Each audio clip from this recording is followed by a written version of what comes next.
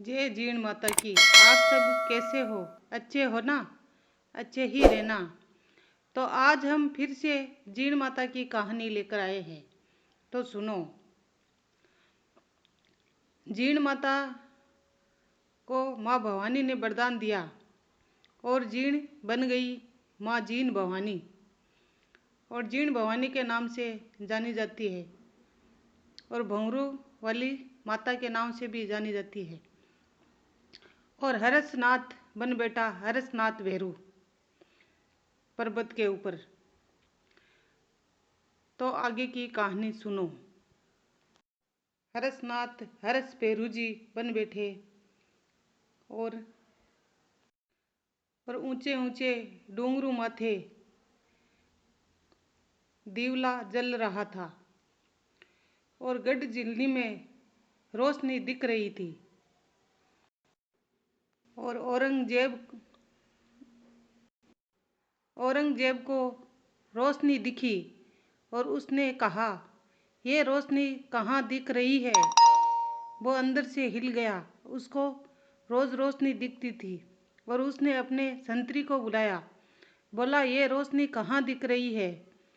तो उसके संतरी ने कहा कि ये जोत तो ढूंढाड़ में जग रही है, ये जोत ढूंढाड़ में जग रही है, देवी के मंदिर में। और औरंगजेब अपनी फौज को लेके ढूंढाड़ की तरफ चल दिया, सारी फौज इकट्ठी करके। और रास्ते में जो भी मंदिर आया तोड़ता फोड़ता, और डूंगरू पे चढ़ाई कर दी जीण माता की तरफ।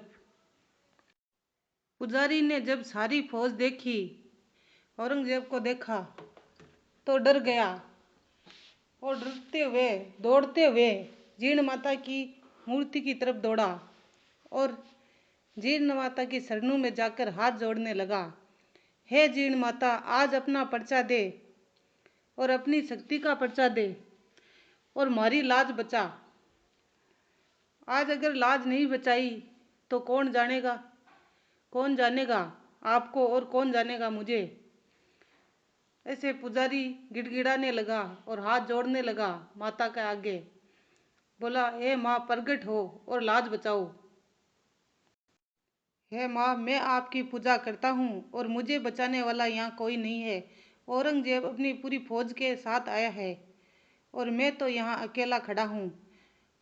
आप ही मुझे बचा सकती है, आप ही मुझे बचाने आइए।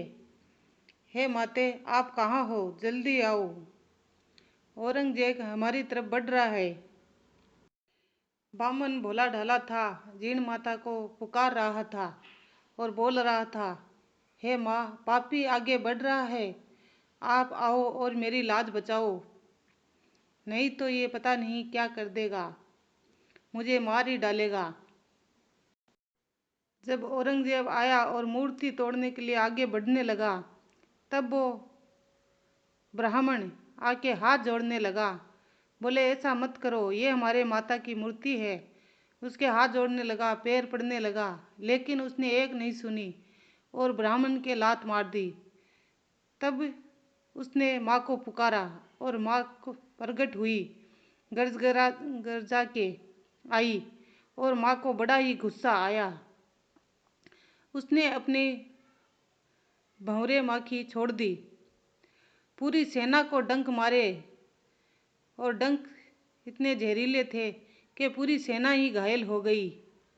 और औरंगजेब पड़ा फचाड़ खाके घोड़े से नीचे, और दोनों आंखों से अंधा हो गया। पूरी फौज उसकी घायल हो गई, वापस दौड़ने लगी दिल्ली की तरफ, और वो नीचे पड़ गया। उसको कुछ दिखाई नहीं दे रहा था, उसकी दोनों आंखों की रोशनी चली गई थी।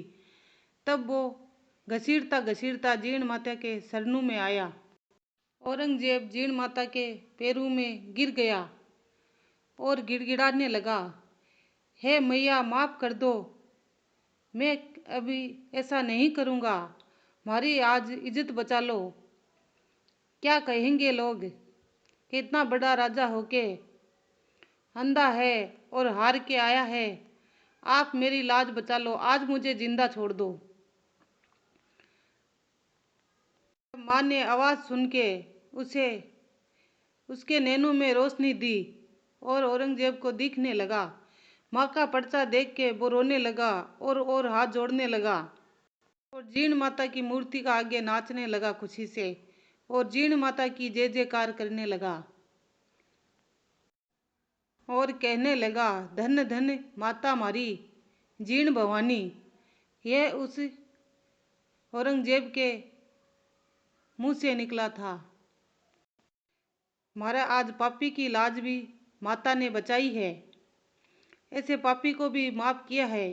यह हृदय सिर्फ माँ का ही हो सकता है, ऐसी माँ कहाँ मिलेगी। औरंगजेब ने कहा कि आपके महीना चढ़ाऊं 1.25 मन तेल, महीना चढ़ाऊं 1.25 मन तेल, नित चढ़ाऊं 1.25 रुपया। है माँ जीण, आज मुझे माफ़ कर दिया आपने, इस पापी को माफ़ किया है। मैं आपको कभी नहीं भूलूंगा।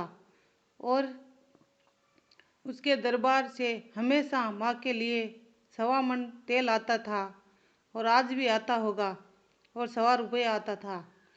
और माँ का दिया उस तेल से जगता था। उस जहाँ वो दिया जगता है उस जगह का नाम काजल सिकरा है।